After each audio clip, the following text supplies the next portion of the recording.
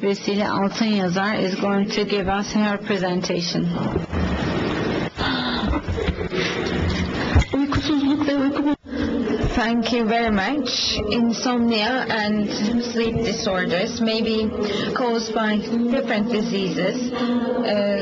Insomnia is not lack of sleep, but it also causes obesity, diabetes, hypertension, and it's one of the risk factors of hypertension, cardiovascular disease. So sleep interruptions, decreased total sleep duration is seen more common in pregnant, especially in the third trimester. This is at a rate of 52 to 61%. There is increased new onset gestational depression, and smoking also increasing the insomnia prevalence, and daytime napping also increases. For instance, heartburn can be seen in 75% of pregnancies. There are some other factors that are related to pregnancy. Oxytocin can also be a cause of lack of sleep. Nocturia, they are more frequent in the first and third trimester. The sodium secretion is increased during night, and also urine flow is increased, and there is pressure on bladder. Of course, there are some other reasons as well: fetal movements, musculoskeletal system problems, the needs of the newborn, or some pathological respiratory conditions like asthma, nasal congestion, heartburn, immunological changes. These all worsen asthma. You see the sleep disorders that are most common in pregnancy. Breathing-related sleep disorders, obstructive sleep apnea, restless leg syndrome, and insomnia. These are the most common problems in pregnancy. And the risk factors for these, that is the contributing factors, are obesity, especially as regards breathing-related sleep disorder, high weight gain during pregnancy, smoking, drug or alcohol use, prior history of snoring, and a large neck circumference. These are risk factors. For restless leg syndrome and for obstructive sleep apnea, you don't see the risk factors here, but there are similar risk factors. For restless leg syndrome,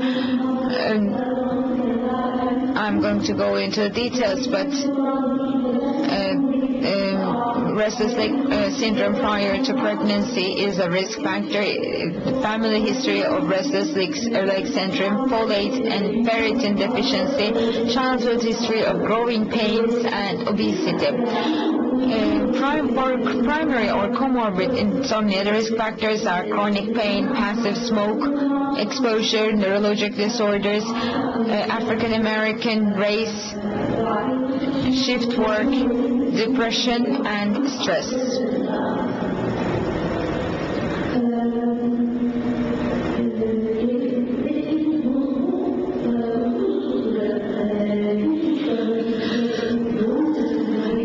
What kind of complications sleep disorders cause in the fetus and during delivery? Sleep disorder also causes some fetal complications and breathing-related respiration problems.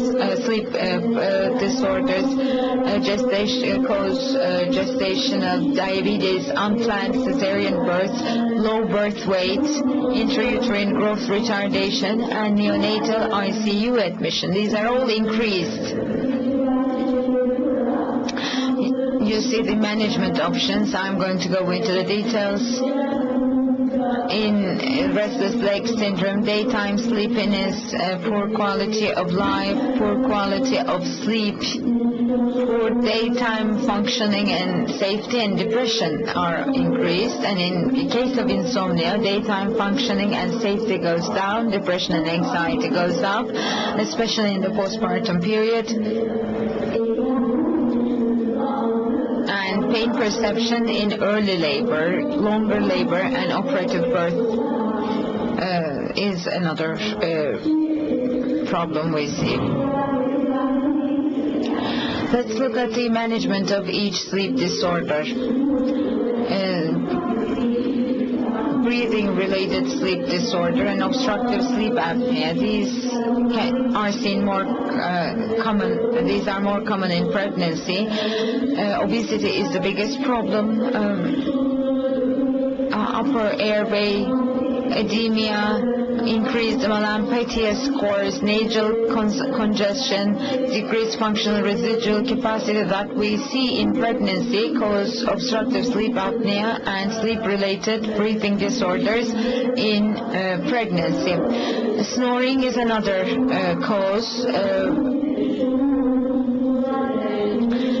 Because increased estrogen increases the upper airway mucosal congestion, snoring can be observed.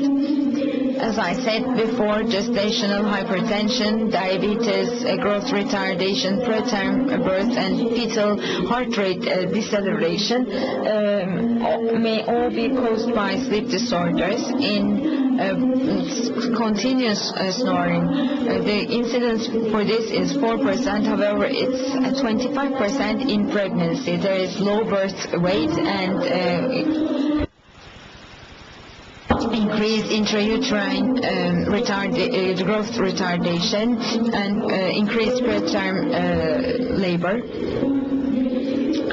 And in order to identify obstructive sleep apnea in pregnancy, we don't have any standardized questionnaires, and oximetry is not really predictive. In intrauterine growth retardation, we see different mechanisms such as interrupted hypoxemia, placental ischemia, fetal hypoxia, increased sympathetic activation, fetal acidosis, and growth retardation.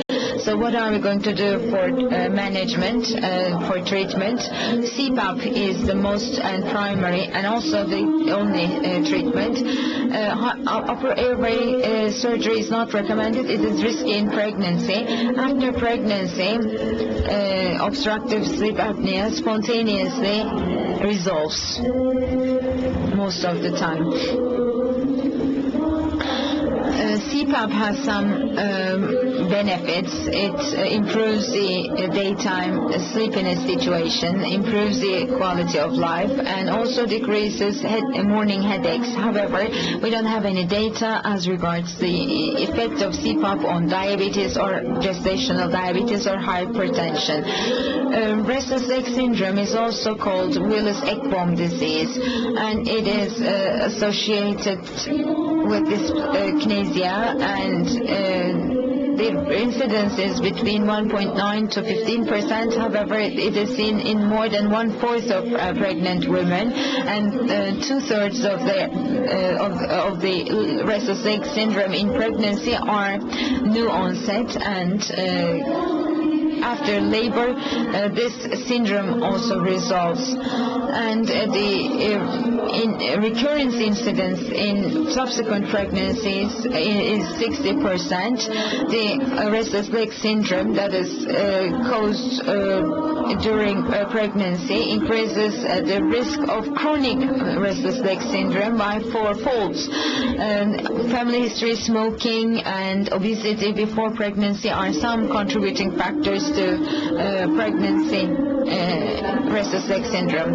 And studies show that in these pregnant cases would develop restless leg syndrome has a limited iron depots, 30 to 90%, and the serum iron goes down, 50 to 60% of it goes down during night, and this is correlated with the symptoms.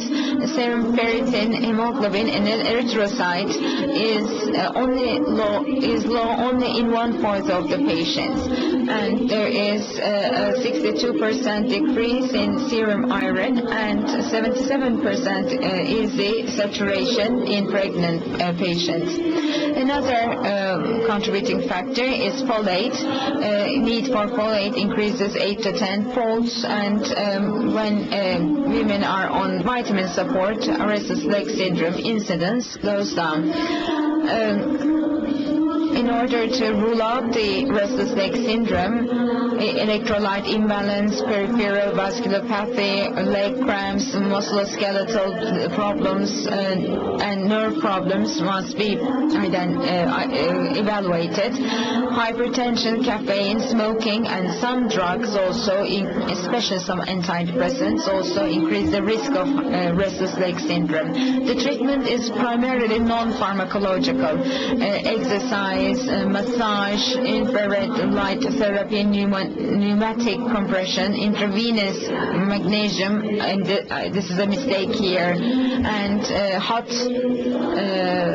applications. The standard treatment is iron and folate supplementation. Iron supplementation is recommended if it's less than 50 nanograms. Intravenous magnesium is another treatment option. In some studies, it was shown that this is useful. In mild cases, we can do with vitamin supplementation. However, in severe cases, there are some other treatment options that we are obliged to use. For instance, pramipexole.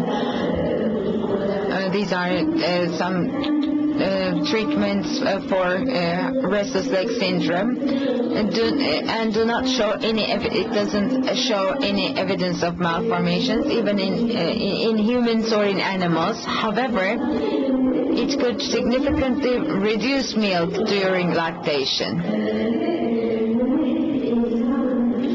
So for lactating women, this drug is risky.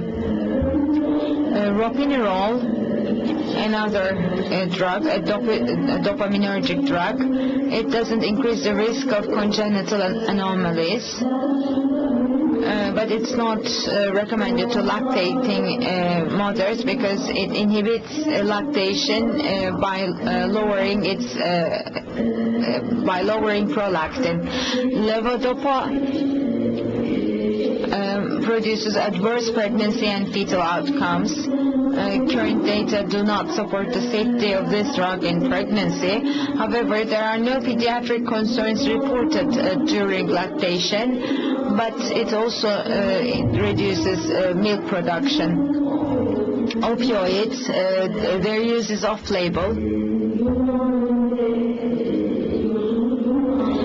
Neonatal withdrawal and pulmonary valve stenosis were shown with the use of opioids. In lactating women, small amounts are secreted in the breast milk, but sedation of the newborn may be observed even with this small amount. Gabapentin has been reported to interfere with embryo development in animal studies, and there are also reports of malformations. Data reveal that the infant plasma levels following exposure to gabapentin through breastfeeding are probably too low to cause untoward effects in the breastfed infant. So gabapentin was not found to be risky, and it is recommended in some publications. Carbamazepine have risks like neural tube defects, craniofacial abnormalities, and developmental delay. It's not recommended to pregnant women. And the amount of carbamazepine transferred to the infant is apparently quite low, so you can do a risk-benefit analysis, they say. Clonidine does not cause any malformation in animal experiments, but possible behavioral effects such as hyperactivity and sleep disturbances were reported in children. Clonidine is minimally excreted in human milk. However, it might cause hypotension in newborns, and it must be used so carefully. It might also reduce milk production. Pregabalin has adverse effects on embryo development, but bioavailability to the infant would be high. Rotigotin, I think, is not in the market in Turkey, but it also significantly decreases prolactin release. Bromocriptin does not cause any congenital anomalies. There are no reports of direct toxicity to infant via milk, but it may inhibit lactation because it is dopaminergic. Cabergoline,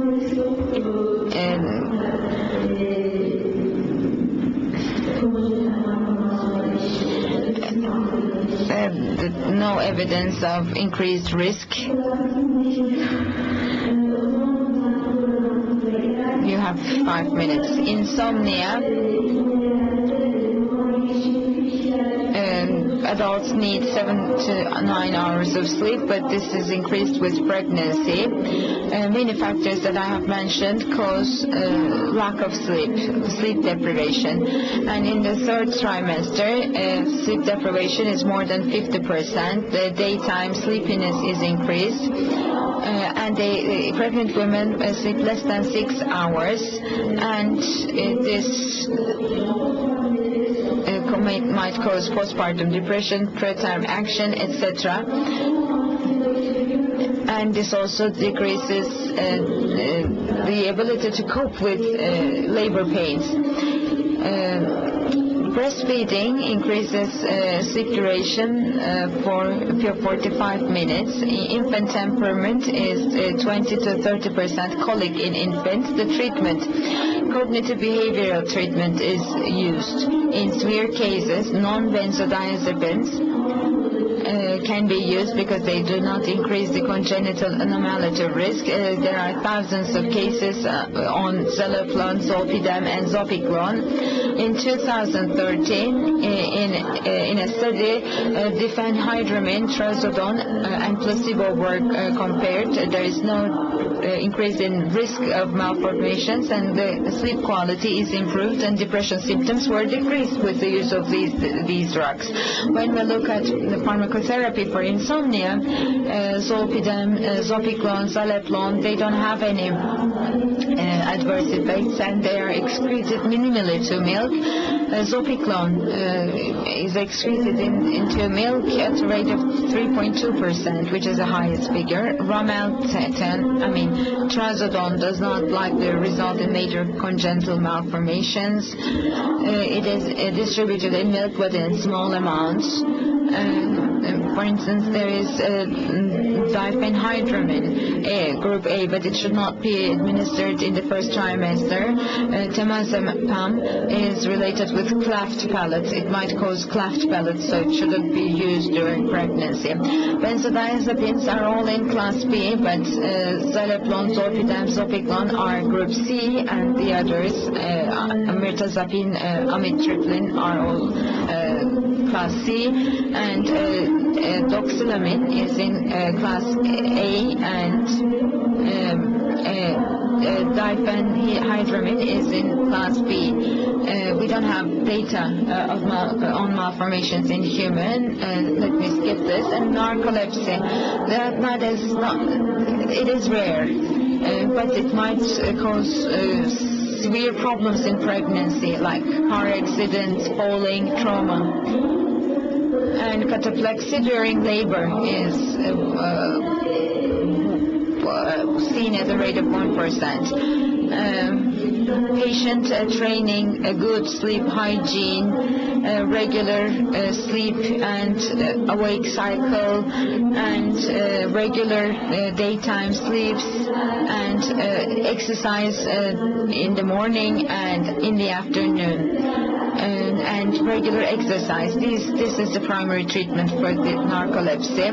Cesarean C-section might increase the medical and obstetric complications. So good pain control, identification of triggers, and also avoidance of lack of sleep deprivation decrease the risk of narcolepsy. We don't have guidelines, but in women with minimal symptoms, programmed daytime sleep and avoidance of sleep deprivation are enough. However, in more severe cases, we do not know what to administer because some drugs are teratogenic, and all the drugs you see here are problematic drugs. We don't have much data about their effects during lactation. So in severe cases, what are we going to do? Almost all of these drugs cause adverse effects. Venlafaxine seems to be more innocent. It causes reduction in birth weight, and the neonatal complications are transient. Fluoxetine is more safe, so SSRIs can be prescribed. SSRIs seem to be safer options. Circadian rhythm disorders. This is the biggest risk in shift workers. Circadian rhythm regulates many things during pregnancy, like all hormones, like estrogen. The spontaneous rupture of membranes is between midnight and 4, and this starts and it reaches a peak with sunrise. And the cancer metabolic syndrome risk is increased in shift work, and fetal loss risk and low birth weight risk are all increased. This slide is very important. These are drugs that we can prescribe in severe cases, and also some drugs which should not be prescribed. In restless leg syndrome, vitamin C, iron, and if we have to, gabapentin, codeine, and zolpidem can be prescribed. In insomnia, codeine, zolpidem, diphenhydramine, and doxylamine can be prescribed. Dopaminergic agonists should not be prescribed.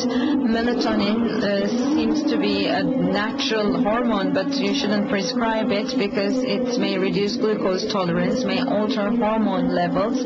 That is why during lactation, melatonin is not recommended. And this is my final slide. We know that our knowledge on drugs are updated also frequently, so you can follow up the new developments from these websites. Some risky drugs seem to be less risky with the new studies, and it is recommended and suggested that some previously risky drugs may not be related with malformations. Thank you very much.